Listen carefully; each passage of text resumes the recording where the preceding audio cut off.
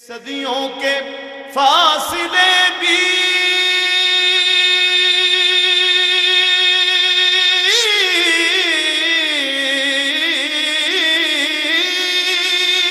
لمحے میں کٹ گئے، کیسا یہ ماجرا ہے معراج مصطفیٰ میں۔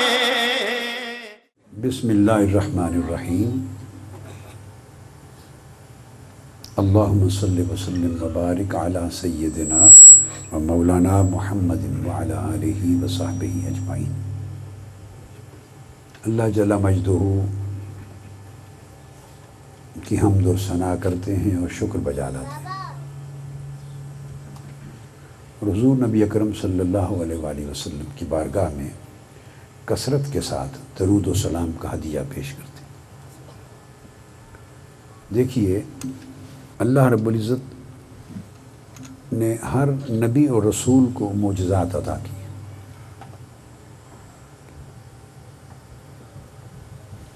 اور جتنے معجزات اللہ تعالیٰ نے 1,24,000 انبیاء علیہ السلام کو، تمام رسولوں اور انبیاء کو جتنے معجزات دیے ہیں، ان سب کا مجموعہ اور اس سے بھی کثیر معجزات حضور علیہ السلام کو عطا کی۔ معجزات جو حضور علیہ السلام کو عطا ہوئے وہ عدد میں بھی سب سے زیادہ، کل انبیاء کے اجتماعی عدد سے بھی زیادہ، اور مرتبہ و کمال میں بھی زیادہ۔ جتنے معجزات آقا علیہ السلام کو عطا ہوئے، ان میں سب سے بڑا معجزہ قرآن مجید، اور قرآن مجید کے بعد وہ معجزات جن کا ظہور ہوتا ہے، تو قرآن مجید کے بعد سب سے بڑا معجزہ معراج کا ہے۔ آپ سمجھ گئے؟ چاند کو 2 ٹکڑے کرنا بھی اس کے بعد آتا ہے اپنے رتبے میں، چونکہ وہ معجزہ ایسا ہے جس میں اس اینڈ پر بھی مخلوق ہے، اس اینڈ پر بھی مخلوق ہے۔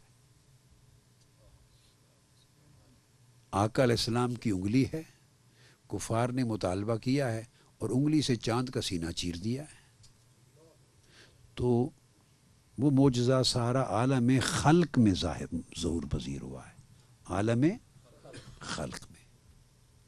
اور معراج ایک ایسا معجزہ ہے جو عالم خلق سے بھی ماورا اور عالم امر سے بھی ماورا، عالم مکان سے بھی اوپر اور عالم لا مکان سے بھی اوپر صادر ہوا، اور ایک اینڈ پر آقا علیہ السلام ہے اور دوسرے اینڈ پر خود رب ذوالجلال ہے، اور اللہ کے حضور علیہ السلام کا پیش ہونا، اور اللہ کا دیدار کرنا، اور اللہ کے کلام کو سننا، اور اپنا ہدیہ اور نیاز پیش کرنا، اور اللہ سے تحفہ وصول کر کے لانا، یہ معجزہ قرآن مجید کے بعد سب سے بڑا معجزہ ہے۔ اب یہ معجزہ چونکہ سب سے بڑا ہے، تو اس میں جو تحفہ دیا گیا امت کے لیے، وہ بھی تحائف میں سب سے بڑا تحفہ ہے، اور جس بارگاہ میں گئے ہیں آقا علیہ السلام، وہ بھی سب سے بڑی بارگاہ ہے۔ باقی معجزات کا جب ذکر آتا ہے نا، تو ان معجزات کے ذکر میں، بیان میں جو فعل بھی منسوب ہوتا ہے، تو یا وہ پیغمبر کی طرف، یا جس چیز پر معجزہ واقع ہوا اس شے کی طرف، یا اس کا معجزے کا ذکر، اس میں فعل ہوتا ہے نا، ایک ورب ہوتا ہے جب سینٹنس بنتا ہے، یا وہ فعل کا فاعل پیغمبر کو بنایا جاتا ہے، اب آپ سمجھ گئے، یا اس کا فاعل جس چیز پر واقع ہوا کبھی اس چیز کی طرف کر دیا جاتا ہے فعل۔ جیسے عیسیٰ علیہ السلام نے فرمایا، میں تمہیں بتاتا ہوں کیا کھا کے آئے ہو، میں مردے زندہ کرتا ہوں اللہ کے امر سے، سمجھ گیا کہ نہیں؟ میں پرندے بنا کے اڑاتا ہوں اللہ کے امر سے، تو میں کرتا ہوں، میں اڑاتا ہوں، تو یا اللہ پیغمبر کی طرف کرتا ہے، یا اسی چیز کی طرف کرتا ہے جس کے ساتھ متعلق ہے۔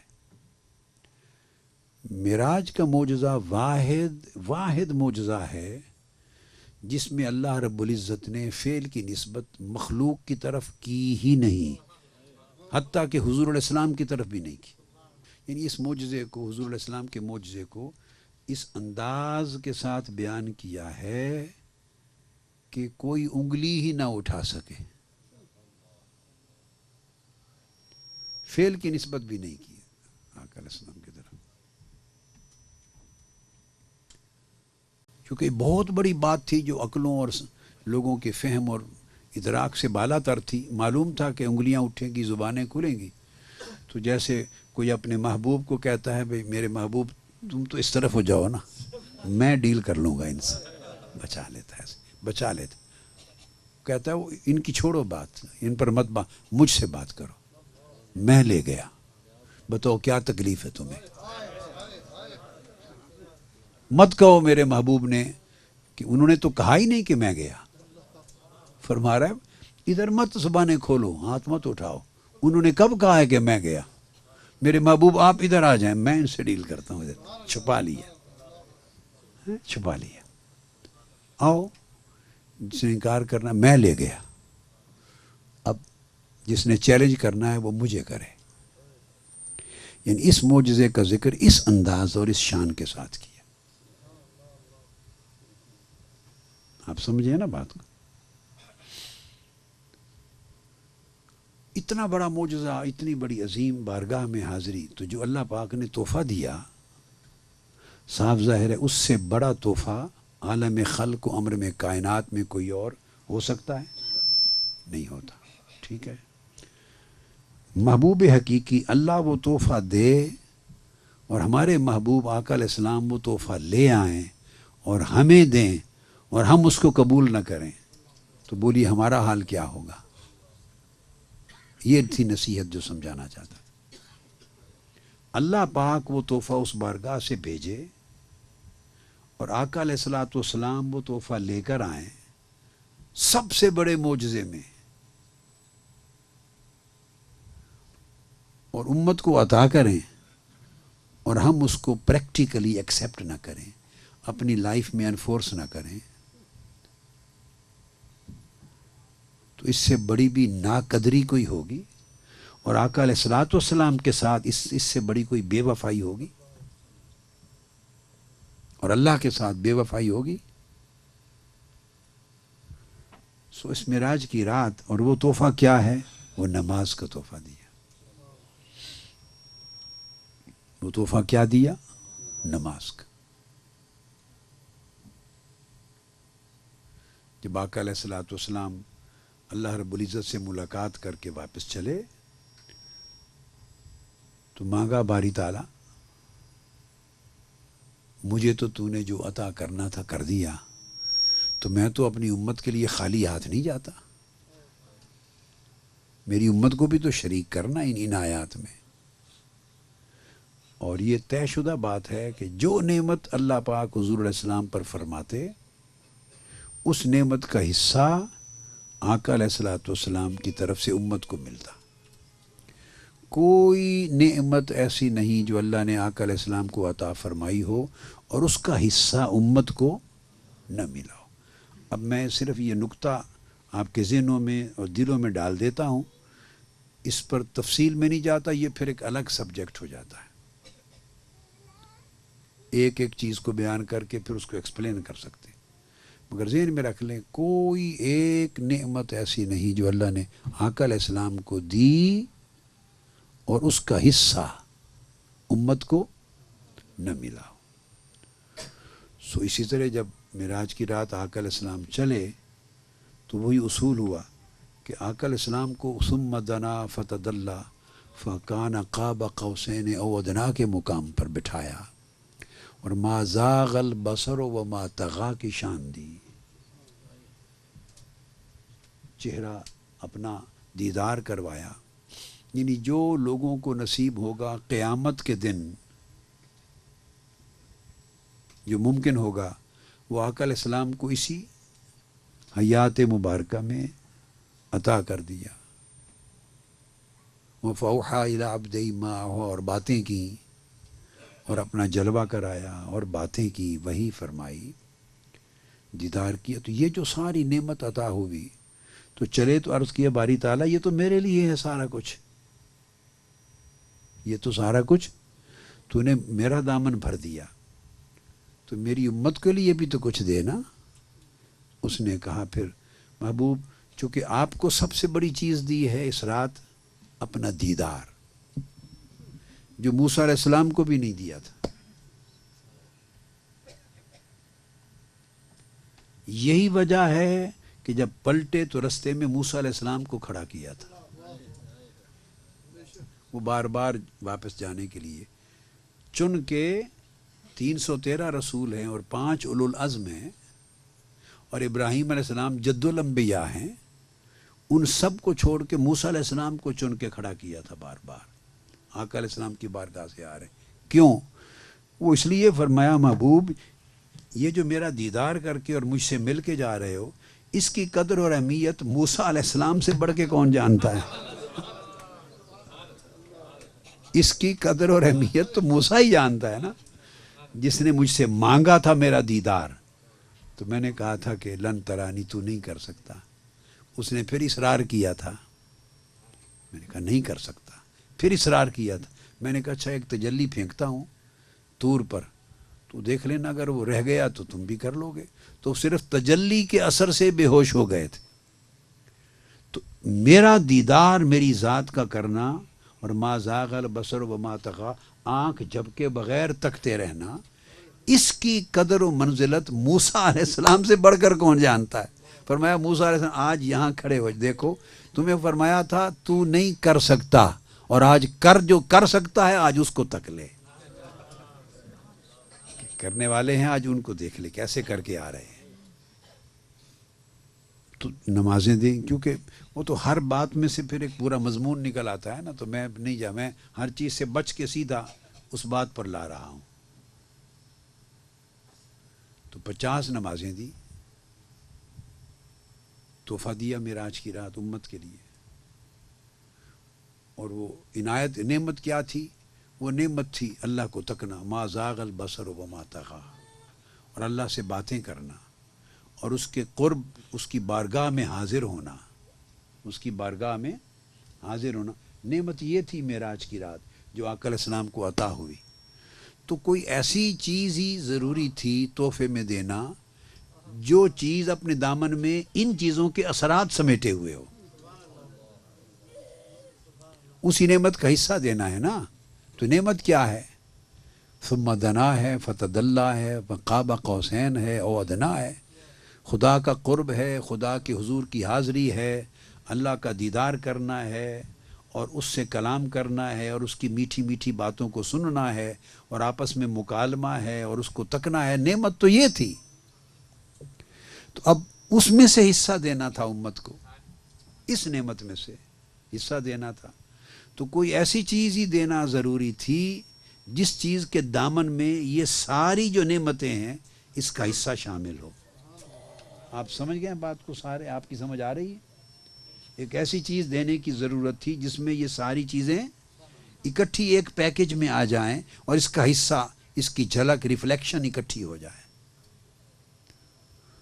تو اللہ رب العزت نے فرمایا کہ ایسی چیز دیتا ہوں محبوب کہ جو کچھ آج رات تمہیں تمہاری شان کے لائق ملا ہے، اب اس میں سے ہر نعمت کا حصہ تمہاری امت کی حیثیت کے مطابق اس کے اندر سارا ڈال دیا ہے۔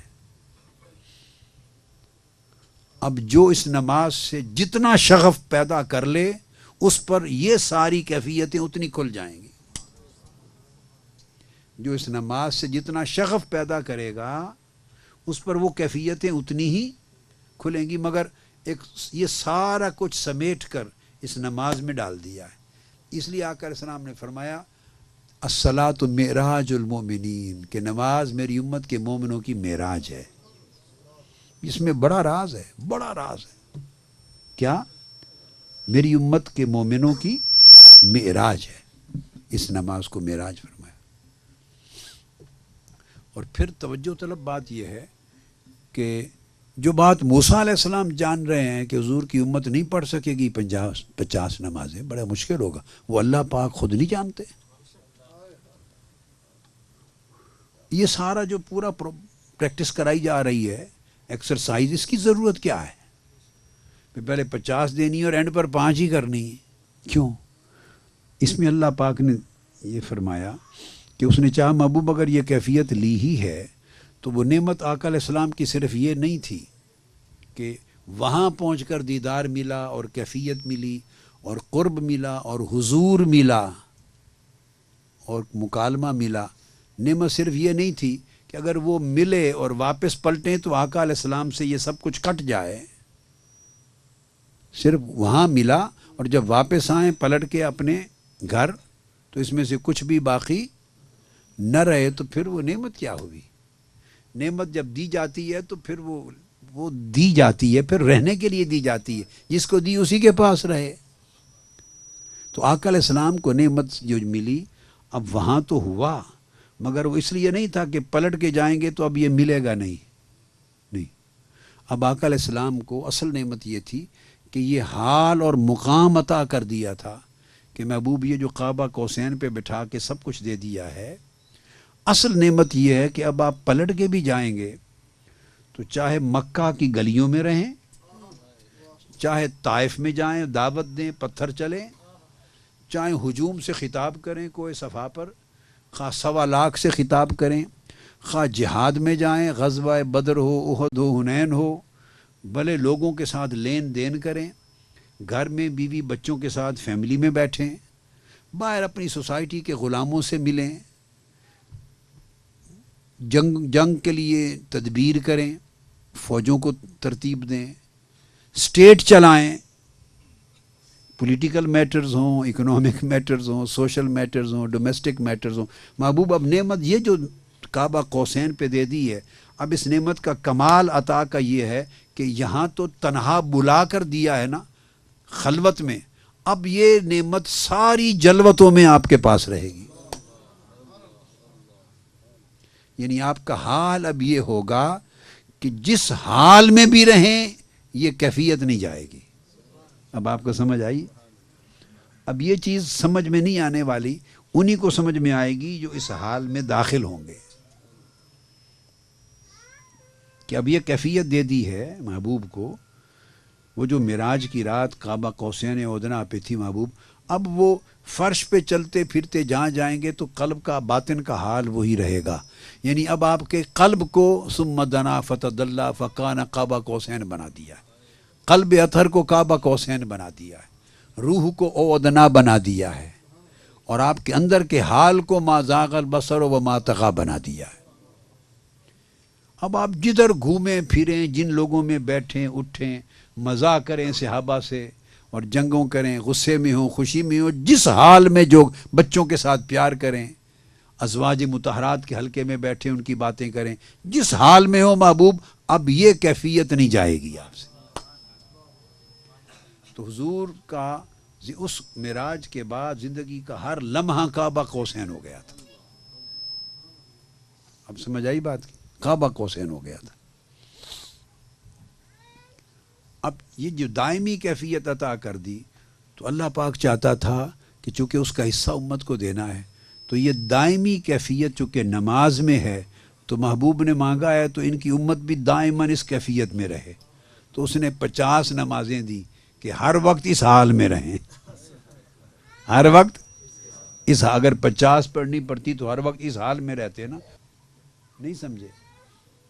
زلیخا عاشق ہو گئی تھی نا حضرت یوسف علیہ السلام پر، دیوانی ہو گئی تھی نا زلیخا، اور وہ کچھ کیا جو جس نے یوسف علیہ السلام کو بڑی مشکلات میں ڈالا. اس کے عشق اور جنون نے اس کو پاگل کر دیا نا، حد کراس کر دی زلیخا نے. جب زمانہ گزر گیا اور وہ ایمان لے آئی اور تائب ہو گئی اور ایمان بھی لے آئی، معافی بھی مانگ لی اور یوسف علیہ السلام کے عقد میں آ گئی. جب ان کی صحبت ملی اور فیض مل گیا، توجہ ملی، صحبت ملی، توجہ ملی، فیض ملی، تو سارا دن وہ 50 نمازوں کی طرح مصلی پر بیٹھتی تھی اور سر اٹھا کے یوسف علیہ السلام کو تکتی بھی نہیں تھی، دیکھتی بھی نہیں تھی. تو ایک روز یوسف علیہ السلام ہنس پڑے، پوچھا بے زلیخا اس وقت تو میری جان کھا لی تھی اور مجھے جیل بھجوا دیا تھا، عالم یہ تھا تمہارے عشق اور دیوانگی کا، اور اب حال یہ ہے کہ جب میں مل گیا ہوں، جب میں اس وقت ملا نہیں تھا، مل گیا ہوں تو اب مجھے تکتی نہیں ہو۔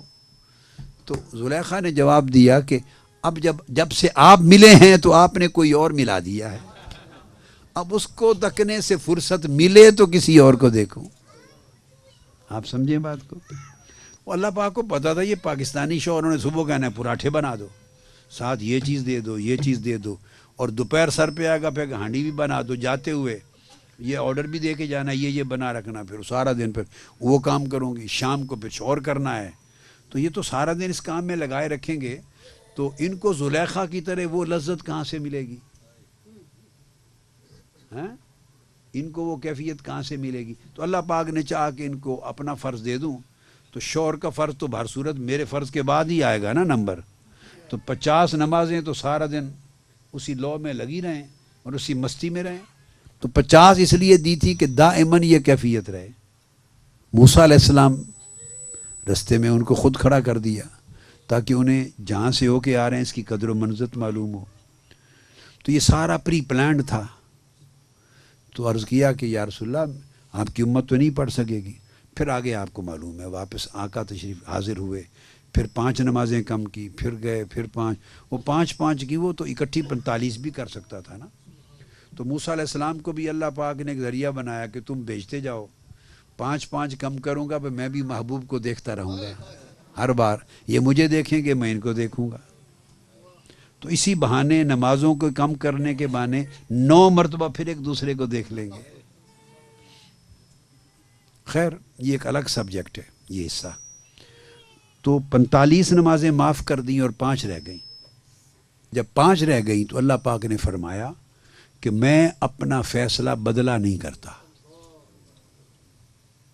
جو میں نے کہہ دیا وہ بدلا نہیں کرتا۔ سو اب فیصلہ یہ ہوا کہ پڑھو گے 5 اور اجر 50 کا ہی رہے گا۔ پڑھو گے 5، پڑھنے کے لیے 5 رہ گئیں، اور وہ جو اس کے اثرات اور برکات ملنی ہے نا اور اجر و ثواب ملنا ہے کیفیات، وہ 50 کا ہی رہے گا۔ کیفیت یہ ہوگی جیسے تم نے 50 پڑھی، ٹھیک ہے، سمجھ آئی، 50 ہی رہیں گی۔ تو اللہ رب العزت نے تحفہ دیا، 5 نمازیں کر دی پڑھنے کے لیے، اور اس کی جو کیفیات اور برکات اور اثرات اور اجر اور ثواب وہ 50 کا برقرار رکھا۔ گویا صبح سے شام تک کوئی آدمی اسی حال میں لگا رہا، 5 پڑھ کے سارا دن رات گویا اسی حال میں رہا۔ تو 5 نمازوں کا پابندی سے پڑھنے کا مقصد اور اس کا فائدہ یہ ہے کہ جو پابندی سے 5 پڑھ لے، یعنی جس نے فجر پڑھ لی تو یہ حال ظہر تک اس کا برقرار رہا، جس نے ظہر پڑھ لی تو عصر تک برقرار رہا، جس نے عصر پڑھی اس کا مغرب تک برقرار رہا، جس نے مغرب پڑھی اس کا عشاء تک برقرار رہا، جس نے عشاء پڑھی اس کا فجر تک سویا رہا مگر فجر تک برقرار رہا۔ 24 گھنٹے کا سائیکل بنا دیا اللہ پاک نے۔ یہ بہت عظیم تحفہ ہے، یہ وہ عظیم تحفہ ہے۔ اب آخری بات ایک بتا دیتا ہوں، ذہن میں خیال آتا ہے کہ ہم چلو نماز تو پڑھیں مگر اس کے اندر ہمیں یہ کیفیات تو ملتی نہیں، یہ کیفیات تو نہیں ملتی، کیا کریں؟ دیکھو بعض لوگ بینا ہوتے ہیں، بعض نابینا ہوتے ہیں۔ اگر کسی نابینا کو بھی بادشاہ کے دربار میں قرب حاصل ہو اور بادشاہ کے دربار میں کھڑا ہو، پھر بھی اس بیٹھا ہو ہمہ وقت، تو اس کے اور عام رعایا میں کتنا زمین آسمان کا فرق ہے۔ اگر اس کو نظر نہیں آتا تو بادشاہ کو تو نظر آ رہا ہے نا، اگر اس کی نظر اس پہ نہیں پڑ رہی تو اس کی نظر تو پڑ رہی ہے نا۔ تو اگر آپ کو کیفیت نہیں مل رہی کہ اس کو دیکھ سکو، پرواہ نہ کرو، اس حال میں مست رہو کہ مجھے میرا محبوب تک رہا ہے۔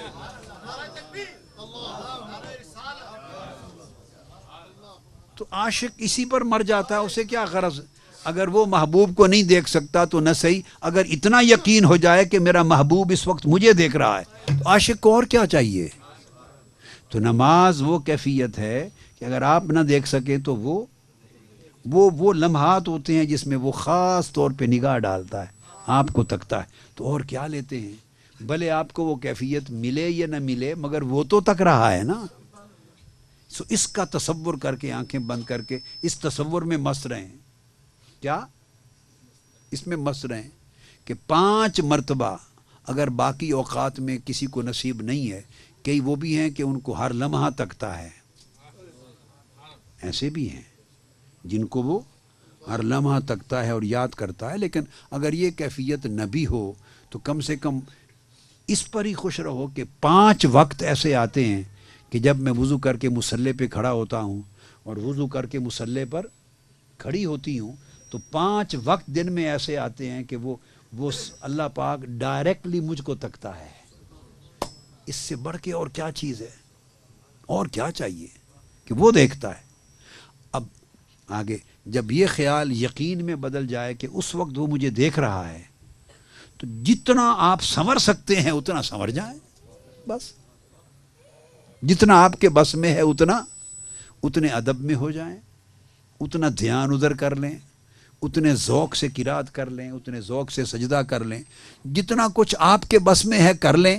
اس لیے کہ وہ تو دیکھ رہا ہے نا کہ آپ میری خاطر یہ بندہ اور میری خاطر یہ بندی ایسے جو آنکھیں جھکائے ہوئے ہے، ایسے ذوق سے قرات کر رہی ہے، ایسے سجدہ کر رہی ہے، رکوع، وہ تو سب کچھ دیکھ رہا ہے نا. بس تو اگر محبوب کسی کا تک رہا ہو تو بس محب اور کیا مانگتا ہے. تو یہ 5 نمازیں ایسی ہیں کہ ان اوقات میں اللہ دیکھتا ہے، دھیان کرتا ہے آپ کی طرف. اور آقا علیہ السلام نے اس کی گارنٹی دی، فرمایا الانسان ان تعبد اللہ کانک تراہ فان لم تکن تراہ فانہ یراک. آقا علیہ السلام جو بات میں نے کہی گارنٹی دی، عبادت کرتے ہوئے ایسے کرو کہ تم اس کو دیکھ رہے ہو. اور اگر تمہیں یہ کیفیت اور حال نصیب نہ ہو، یہ حال نصیب نہ ہو کہ تم گویا اس کو دیکھ رہے ہو تو اس کی فکر نہ کرو. اس حال کو یقین میں مست ہو جاؤ کہ وہ تو مجھے دیکھ رہا ہے نا. اور یہ پختہ ہوتا چلا جائے گا نا یقین، تو یہی گریجولی آپ کو کیفیات میں بڑھاتا چلا جائے گا. تو یہ اللہ پاک کا اتنا عظیم تحفہ ہے. تو میں نے چاہا کہ اس تحفے کی اہمیت آپ کو سمجھا دوں. تو کتنی بڑی بات ہوگی کہ آج معراج پاک کی موقع پر جمع ہیں. تو اس تحفے کو دیا تو اللہ اور اس کے رسول نے، لیکن میں اس کی اہمیت کو دوبارہ یاد کرا دیا. تو اس تحفے کو ایسا لے کے جائیں کہ آج رات کے بعد 5 نمازوں میں سے کوئی نماز نہ چھوٹے. کیا میں یہ توقع کر سکتا ہوں؟ کہیں ایسا تو نہیں کہ آپ سے ہاتھ کھڑا کرا لوں اور نہ گناہ ہو جائے، آپ پورا نہ کریں اور پھر گناہ گار ہوں؟ ایسا تو نہیں. ہاتھ کھڑا کریں. نقطہ سمجھ آگے؟ آپ کو بھلے کچھ دکھائی دے یا نہ دے، وہ تو آپ کے چہرے پر اپنی نگاہیں جمائے ہوئے ہے نا. فَإِنَّكَ بِأَعْيُنِنَا، تم ہماری آنکھوں کے سامنے ہو. قرآن میں تو اس کے دیکھنے سے گناہ دھل جائیں گے. جس کو وہ دیکھ لے اس کا کیا گناہ بچے گا. آپ کو وہ حال کیفیت ابھی ملتی ہے نہیں ملتی، بودر نہ کریں. یہی کیفیت پر اکتفا کریں کہ وہ مجھے دیکھ رہا ہے. اور جس کو رب تکے دیکھے اس کے گناہ کہاں رہنے. اور اس کے لیے ایک آسان طریقہ بتا دیتا ہوں جس میں نماز پڑھنا 50% آسان ہو جائے گا. 50% کہ ہر وقت وضو کے ساتھ رہیں. کیا؟ ہر وقت وضو کے ساتھ رہیں. جب وضو پہلے سے ہی موجود ہوگا، ٹوٹے گا ہی نہیں، تو نماز پڑھنا 50% آسان ہو جائے گا. بالکل میں آپ کو ایک آسان سی بات بتا رہا ہوں، اسٹریٹجی کی بات. 50% اٹ سیلف آسان ہو جائے گا. اب مثال کے طور پہ میں آپ وضو کے ساتھ رہنا آپ کو الحمدللہ اب عادت پڑ گئی ہوئی ہے. یہ پڑ گئی ہوئی ہے نا، یہ کیونکہ اس پر میں نے زندگی پر اتنا زور دیا ہے. تو ہمارے رفقا کو دنیا بھر میں کثرت کے ساتھ الحمدللہ یہ عادت ہو گئی. اور یہ بھی کتنی خوش نصیبی ہے کہ وضو کے ساتھ صرف جسمانی طہارت نہیں ہوتی، آپ کو فیل ہو. یہ فیل ہونا نہ ہونا یہ میٹر نہیں کرتا، ذہن میں رکھ لیں. اس میں مت پڑا کریں کہ فیل نہیں ہوتا. کیا؟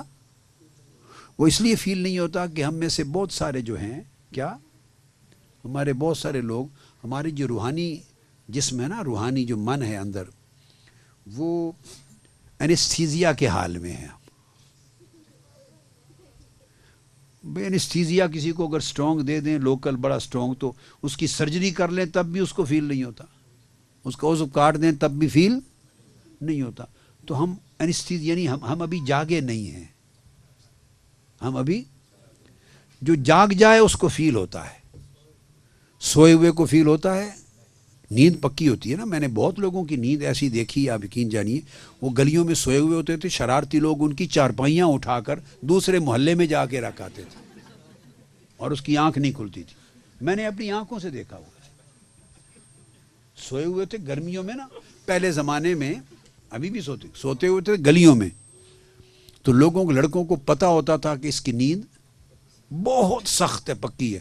وہ ان کے 2-4 لڑکے ان کی چارپائیاں اٹھا کے دوسرے محلے میں رکھاتے تھے اور ادھر والے کی چارپائی اس محلے میں رکھاتے تھے.